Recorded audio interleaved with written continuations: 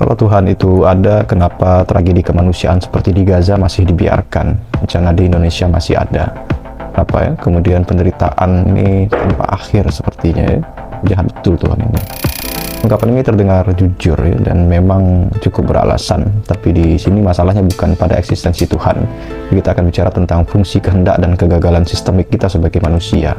Nah, pertama kita ulang ya, ada penjelasan dari Syekh Al-Albani bahwa manusia itu memiliki wilayah yang dikuasai. Jadi Tuhan itu tidak menciptakan kita seperti robot atau planet yang geraknya itu dipaksa ya.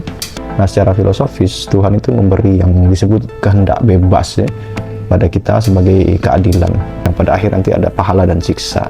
Nah, kalau Tuhan mengintervensi setiap peluru ya, meluncur secara gaib ya, dunia ini bukan lagi tempat ujian ya, tapi panggung sandiwara. Nah, penderitaan di sana ya, di Gaza itu adalah bukti bahwa manusia diberikan pilihan ya.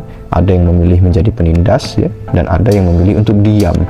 Dan ada juga ya kemudian diam-diam menindas, misalnya yang gabung ke BOP ini. Nah, Tuhan itu memberikan hukum ya, disebut dengan hukum sebab akibat, kausalitas. Tapi manusia yang kemudian memegang kendali ya, atas setiap pilihan dari tindakan-tindakannya itu.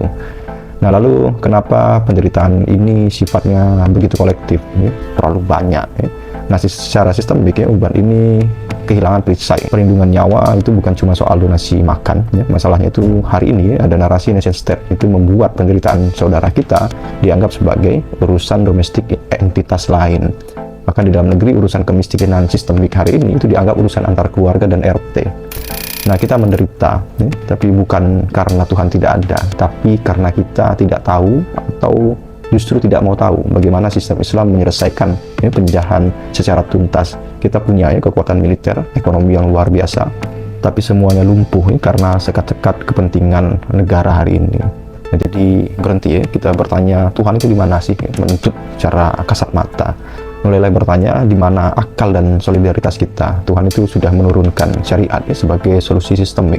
Kalau kita tidak menggunakannya ya, dan lebih memilih diam ya, di bawah ketiak hegemoni global hari ini, maka penderitaan itu ya hasil ya, dari pilihan kita sendiri. Nah, Gaza tidak sedang menggugat Tuhan ya. Mereka sedang menyingkap wajah asli keimanan kita. Masih mau menyalahkan takdir ya, atau kita mulai berpikir tentang perubahan sistemik.